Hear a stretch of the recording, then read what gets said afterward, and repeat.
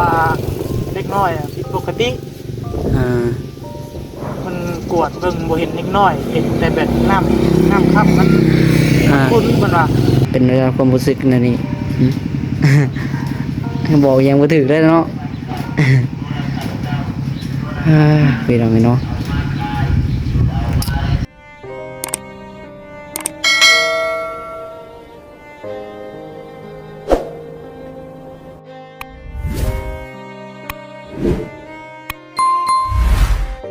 พี่น้องเนาะเปิดภาพมามื้อนี้อยู่ที่เฮือนที่ศาลพี่น้องเนาะจักสิเป็นจังไดพี่น้องน้องหลาก็หากับพักเที่ยงเลิกงานเนาะมื้อนี้ก็ว่าชวนไปห้องหมอพี่น้องเรื่องน้องวีนี่แหละนี่ก็วันที่26แล้วบ่เนาะไปสิเป็นวันที่26แล้วพี่น้องคือว่าจะเพิ่นไปแล้วห้องหมอเมื่อเช้านี้เนาะไปกวดเบิ่งแต่ก็เพิ่นว่าพี่น้องบ่เห็นคนน้อยว่าซั่นเนาะมีแต่น้ำขุ่นว่าพี่น้องสำหรับอยู่ในท้องน้องวีเนาะจังไดก็ได้สบายดีและสวัสดีพ่อแม่พี่น้องเป็นที่หักแพงเด้อสู่คนพี่น้องจักสิว่าจังไดน้องหลาก็ได้เนาะเพิ่นให้ไปอีกห้องหมอนึงพี่น้องน้องวีเลยบ่กล้าไปว่าซั่นกลับมาโซนทั้งแม่แล้วก็พ่อเนาะน้องหลาพี่น้องน้องหลาก็สิไปนำอยู่เลยจับโอกาสจับความถ่ายคลิปพี่น้องจังไดก็ขอเป็นกำลังใจเด้อพี่น้องเนาะจังไดก็เดียวไปเบิ่งน้ำกันพี่น้องข้าวในได้มื้อนี้เนาะ11 โมง 12 โมงแล้วพี่น้อง11 โมงสิลงไปห้องหมอต่อวันนี้เพราะว่านี่มันใกล้ฮอดมื้อนัดคลอดน้องวีแล้วพี่น้องเนาะวันที่26 27เพิ่นว่าเนาะวันที่27อันนี้เลยไปกวดเบิ่งล่วงหน้าไปแล้วก็เกิดเหตุร้ายเนาะทางกวดว่าเห็นคนน้อยเห็นแต่น้ำขุ่นว่าซั่นเดี๋ยวคนในนำมันไปอีกห้องหมอนึงน้องวีแล้วบ่กล้าไปพี่น้องเนาะกลับมาโซนพ่อกับแม่นี่แหละคือนี่แหละไปพี่น้องเดี๋ยวไปถามดูก่อนเป็นไรเนาะ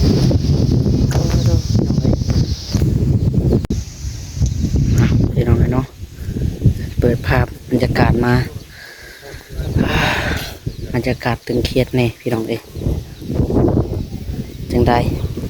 มาถามไทยบ่โศกก่อนสบายดีบ่โศกไปกับน้องวีเมื่อเช้านี้เป็นจังใดบ่ไปเพิ่นว่าแนวใดไปให้กูเพิ่นว่าเล็กน้อยผิดปกติมันกวดเบิ่งบ่เห็นเล็กน้อยเห็นแต่แบบน้ำค่ำมันคุ้นมันว่าพี่น้องเนาะแล้วเพิ่นแนะนำให้ไปบนใดอีกบัดเพิ่นแนะนำให้ไปกวดห้องหมอเมืองแม่เพราะว่าเอาไปเอโกเบิ่งอยู่ห้องหมอลาเวียแล้วเพิ่นแนะนำไปห้องหมอเมืองแม่ทางอันนี้คือสิเป็นบ่กล้าไปบ่เห็นน้องวีแซดมาว่าเลยกลับมาชวนทางแม่ก่อนชวนน้องวีเพิ่นเพิ่นบ่กล้าไปเพราะว่าเพิ่นบอกว่าให้พากันไปกวดเบิ่งอยู่ห้องหมอเมืองเด้อเพิ่นว่าตอนนี้เลยติแม่นไปตอนนี้เลยเพิ่นว่าแล้วออกมาแล้วเราเลยชวนน้องวีเพิ่นไปน้องวีไปเดี๋ยวนี้เลยเป็นยังครับว่าน้องวีแล้วเพิ่นบ่กล้าไปยันเพิ่นทำนี่แหละยันเพิ่นเว้าบ่ถือยันคาเนาะยันตอบบ่ได้แต่สิกลับมาชวนทางแม่กับพ่อพี่น้องนี่จักสิเป็นจังไดเนาะน้องหลาก็ได้พี่น้องจะได้ก็ขอกำลังใจจาก FC หลายพี่น้องเนาะมาเบิ่งแย่งกันไปพี่น้องทางน้องหลาก็ได้นี่กำลังการสิใกล้ฮอดกำหนดแล้วได้เนาะวันที่26แหละพี่น้องกำหนดที่หมอเพิ่นนัดหมายคือวันที่27เนาะมื้ออื่นนี่พี่น้องมื้อนี้เลยชวนเพิ่นไปกวดเอ็กโกเบิ่งว่าเนาะเกิดเหตุร้ายขึ้นพี่น้องเดี๋ยวเป็นจังไดน้องวีพี่น้องโตจังไดก็ภาวนาพี่น้องเนาะที่ว่าจังไดพี่น้องแต่โกเบิ่งแบบเด็กน้อยแบบมันบ่เห็นเลยนะแบบคือน้ำมันขุ่นเพิ่นว่าคือมันบ่เห็นหยังเลยแม่ส่องบ่เห็นหยังเลยแม่เพิ่นก็พยายามส่องหลายเทื่อนั่งกันดนถึงประมาณ30 นาทีเปิดเพิ่นส่องเบิ่งโน่คือแม่นั้นเนาะบ่ส่งกันไปกันแต่เช้าพี่น้องไปแต่7 โมง 8 โมงพุ่นเนาะไปจะเฮือนกันเลย ทางนี้เลยบ่ได้ไปน้ำทางพ่อก็ขาเวียกพี่น้องนี่ให้จะเพิ่นไปเป็น2คนเพิ่นก้อนว่ะ เพราะว่าเฮาไปโกตอนนั้นเพิ่นก็ว่าแข็งแรงสมบูรณ์ดี โดย บัดเฮามาแล้วเฮาบ่ได้ลงเฮาลงไปผากท้องในสุขศาลาใกล้บ้านนี่อย่างหนึงเฮาบ่ได้ลงแมโกเบิ่ง โดยลงไปบัดนี้บัดเนาะพี่น้องนี่ทางแม่เพิ่นยังไปอันนี้อยู่พี่น้องเนาะไปเบิ่งรถแม่จอยอยู่ทางนั้นยังเอารถจักไปทางไหนอยู่ โอ้ยเนาะจะเอารถจักรคันเข้าไปนั่งรถจักรหรือบ่นั่งรถจักรได้แล้วเนาะเพราะว่ายังอันนี้อยู่พี่น้องยังบริเจ็บท้องเจ็บไส้น้องวีก็ได้เนาะยังปกติอยู่พี่น้องไปเดี๋ยวมาเบิ่งน้องวีก่อนเนาะสบายดีน้องวี โดยสวัสดี สบายดีทั้งพ่อน้ำ สบายดี ใช่พี่น้องนี่เนาะลุง ปากแตก ลุงได้ขี่รถต้องล้าไปเลยเนาะได้ขี่รถแต่งแล้วว่ะพ่อเอง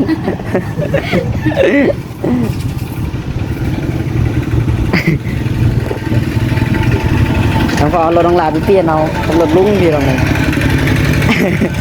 เขาที่น้องมาได้เด้อเนาะเดี๋ยวต้องโหลดรถสลัดให้เสียเวลาอีกพี่น้องเลยแต่จังไรน้องวีเพิ่นกวดเป็นเรื่องความรู้สึกนะนี่ บอกยังบ่ถึกได้เนาะ พี่น้องเนาะ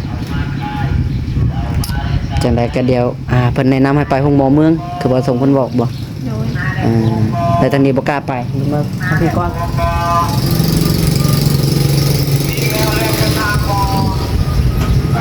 โอ้เนาะเวียดบ่เวียดพี่น้องเอ้ยจอยมาล่ะให้ตั้งแม่มานี่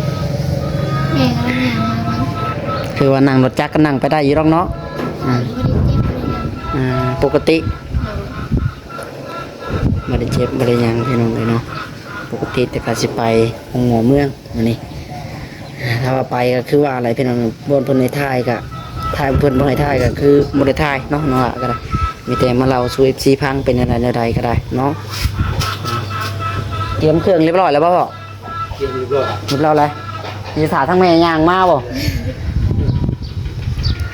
ไปเช็คคุณถึงเลยตอนกำลังไปนอน เนาะเอาไปกวดเบิ่งพี่น้องพี่กวดไปส่องไฟเบิ่ง กันใหม่ โดยถ้าว่าเพิ่นนอนก่อนสิกลับมาพี่อีกทางนี้เนาะ เอากระบอกเครื่องนอนเป็นยัง โดย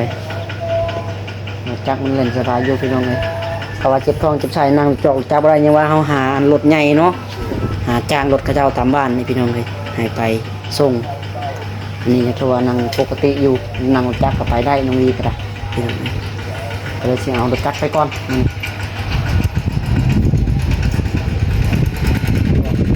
เฮ้ย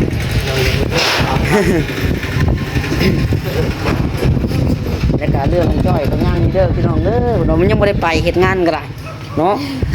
ได้แล้ววะ ฮะ เปลี่ยนเช้ว่าเดี๋ยว แจ้งว่า พอเปลี่ยนต้นนอนตื่นแล้วเปลี่ยนใจซ้ำอ่ะเปลี่ยนอะไร เปลี่ยนใจบ่เพราะว่าเปลี่ยนใจ เปลี่ยนใจแล้ว เปลี่ยนใจเลยพอใหญ่เชกระเบียดอีกแล้วเนาะจมว่าเลยอยากไปแล้วมาลงเลยเอาได้ก็ไปได้ก็ไปเหรอพนันเยอะพวกนี้เยอะยิ่งว่าใจอ่อนนะจังหวะฮะ พี่น้องฟังเบิ่งเราเอาขึ้นอย่างนี้เรายังบ่ท้อถอยแล้วเห็นจมอยู่ได้วิทย์บุญเป็นว่ะบ่แฮงวิทย์บุญวันที่อันอย่างบุญวันชาตินี่นะ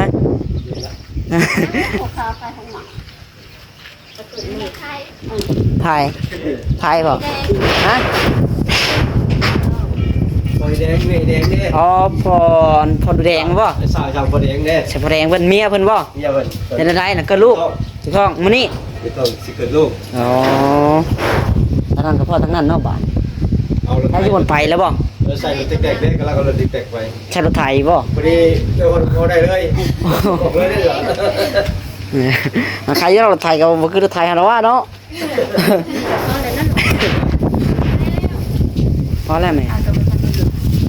ไปมันจะเตรียมไปแล้วให้น้องหลากับไปน้ำบ่อหรือว่าจังได กันไป ไปนำกันบ่ ไปเหมือนกัน ไปก็ไปจ้ะ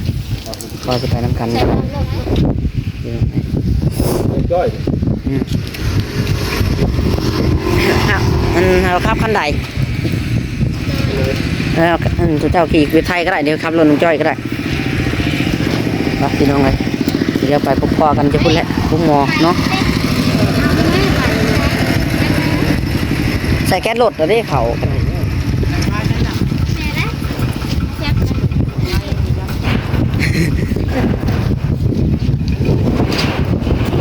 โอ้ตกทางนั้นก็เจ็บท้องได้ลูกวะ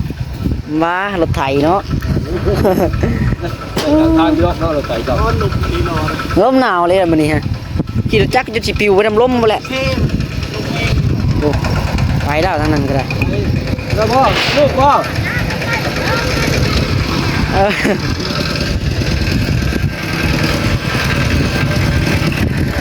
เห็นไหม น้องลากับไปพี่น้องเป็นตากล้องกับกล้องถ่ายคลิปให้ซีเบิ้งนำกันเลยพี่น้องเป็นอะไรก็ได้ ฮักข้างแม่ได้เฮือนซานเนาะไอ้จ้อยเพิ่นอยู่แล้วป่ะไอ้จ้อยอยู่เฮือนแล้วป่ะบอกเราเด้อเราอยู่เฮือนเฝ้าเฮือนเฝ้าห้านแต่ก็บ่ได้เปิดร้านดอกพี่น้องปิดร้านไว้แต่ก็ให้จ้อยเฝ้าเฮือนคือเขาหน้ามันยังเต็มเฮือนอยู่เนาะ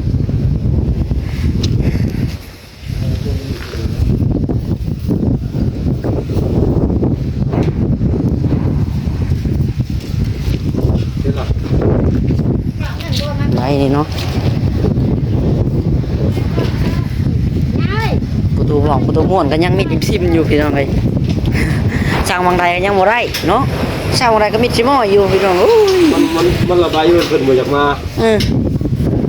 ใบน้อย เขาว่าเขามีรถมีร่างนี่มาแปลเอาเองเนาะ ตั้งเนาะ เอาเองติดตั้งเองจึงยุ่งอยู่แล้วตั้งก็เป็นก็ได้ ไปใจมั่งของงานโรงงานก่อน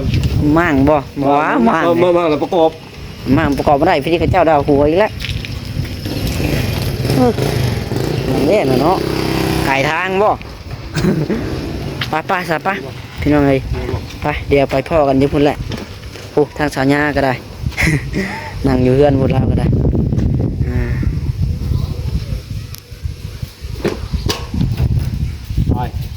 ไปเดี๋ยวไปพ่อกันพุ่นแหละพี่น้องอยู่พุ่นแหละเอาก้อนเดี๋ยวจะจี้กล้องนำหลัง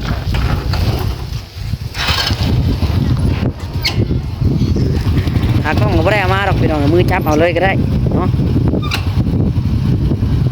เอาก้อนรถบ่โอ้โหอ๋อก้อนน่ะทะลุรถอีกแล้วเนาะไปพี่น้องเลยฮะอ๋อต้อง ขับนี้ รถดิโก้นั่งเทิงน่ะมันจะวิทย์อะไรแล้วน่ะเนี่ยเบิ่งได้ขับรถขับล่างเนาะตอนในเมืองก็ไปลองรถลายอยู่แล้วขับรถเซโน่ไปเลยห้องหมอเมืองอยู่วางไหนแม่ คนมาทาน อ๋อ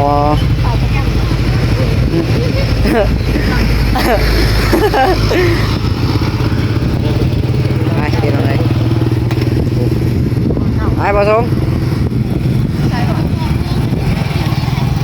ไปแล้วพี่น้องบ้านนี้ไปเดี๋ยวน้องนาขออนุญาตขับรถพี่น้องเลยไปฮอดห้องหมอเดี๋ยวจะถ่ายต่อเนาะเป็นอะไรก็ชุมเราสู่กันฟังบ้านนี้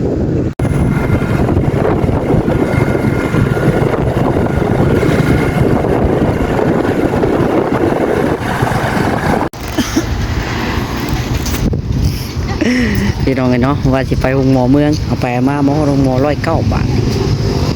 มาเนาะขึ้นมอดพี่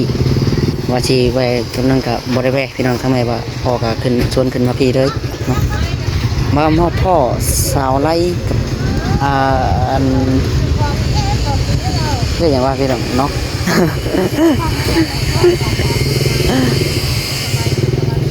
กับสาวมุกพี่น้องเอ้ยเงินเนาะเอ้ยมุกกับสาวไล่เป็นนะ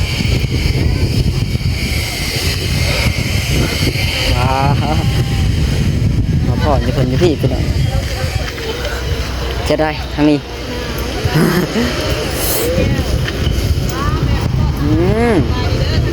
โลสบายดีคือกัน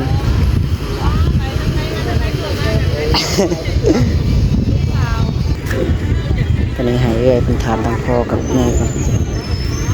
พอดีมาพ่อคนว่า จ้าเลยเทียบที่ใดดีแล้วมาหอดกับขอบไปเบิ่งไปเยี่ยมกับผู้จักกับเป็นอะไรเนาะ อ๋อน้องแต่อยู่ห้องหมอตัวนี้ป่ะ แม่นเพราะว่าคือน้องเห็นนั่นแหละเห็นในคลิปนั่นแหละเนาะ โดยเบิ่งอยู่ มันแล้วมันหมดแล้วบ่ทั่วแล้วคนน้องกับบ่มีน่ะนะมันยากก็สาวๆไล่เย็นมาทั้งหมดแดดเนาะ โดย เพราะว่าเราก็สิพาเข้าไปกันน้องแดดคนหน่อยเฮงได้นี่เนาะเดี๋ยวไปใส่ลูกแก้วไปโดนเด้อ สวัสดีที่กัน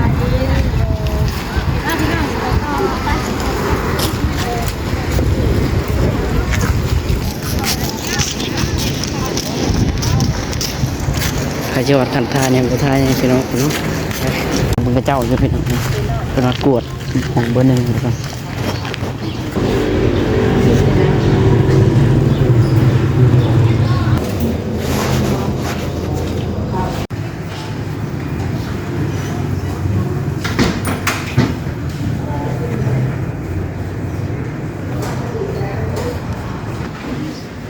นางล่อบินกวดพี่น้อง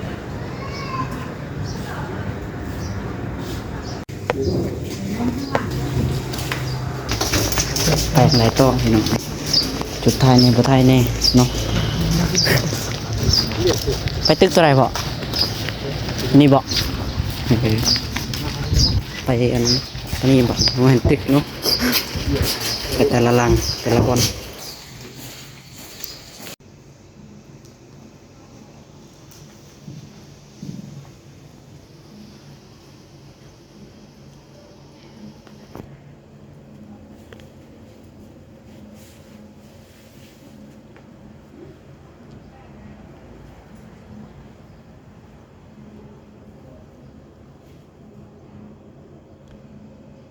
ตอนนี้ได้ผลกวดแล้วพี่น้อง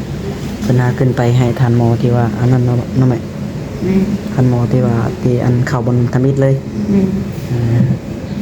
น้องวียังไปยันห้องตัวคนเดียวพี่น้องเลยไปหลายห้องตัดลายขั้นตอนเนาะเอาน้องหลายขั้นตอนท้ายเนี่ยบ่ท้ายเนี่ย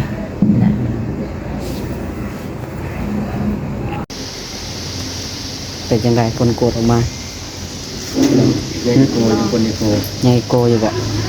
โกแล้วก็เป็นแพทย์ให้หมอวางยา ถ้าว่าเพิ่นให้อยู่ให้นอนก็นอนเนาะ จะเป็นแล้วเป็นนอนก็นอนนะแต่เป็นจิกสอง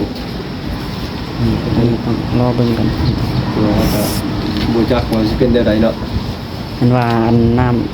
ำหยังก็น้ำหยังขุ่นบ่ นำข้าวปลาคุณ น้ำข้าวปลาขุ่นเนาะ ลำข้าวปลา น้ำข้าวปลาขุ่นพี่น้องเอ้ยคือว่าเขาว่าน้ำข้าวปลาขุ่นมันต้องเมื่อยน้องนี่บ่ได้เมื่อยปกติเนาะบ่ได้มึกได้ บ่ได้เมื่อยบ่ได้หยังพี่น้อง คนน้อยปกติคนน้อยก็คนน้อยยังตีงอยู่ปกติแข็งแห้งคนน้อย น้องที่นี่มันเขียนบอกเม็ดเลือดผิดปกติ เม็ดเลือดก็เป็นปกติเลือดผิดปกติ พอแล้วเนาะน้ำกับปลายังคุณ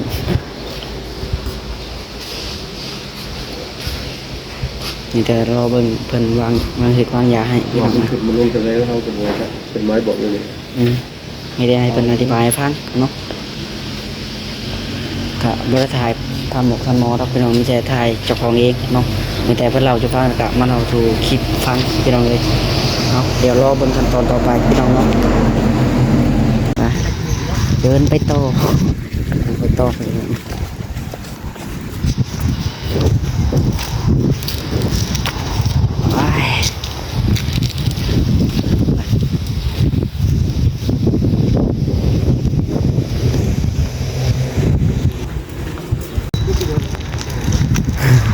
เป็นยังไงแม่บัตร เพิ่นเกิดเพราะว่าเลือดจางน้องมี เลือดจางเป็นคนเลือดจาง เลือดจางและน้ำน้อยน้ำเราเลี้ยงลูกมันน้อย น้อย รู้สึกว่าเจ็บแล้วให้มาห้องหมอเพิ่น บัดนี้เพิ่นคือว่านัดเกิดเนาะยังบัดได้บัดนี่โดนบ่ วันที่เดือน12วันที่12หรือ22วันนี้แหละ เดือน ก็ได้ก็บ่ได้ลืมเดือนนี้เพิ่นนัดเกิดเดือนไหนลูก เดือน12ที่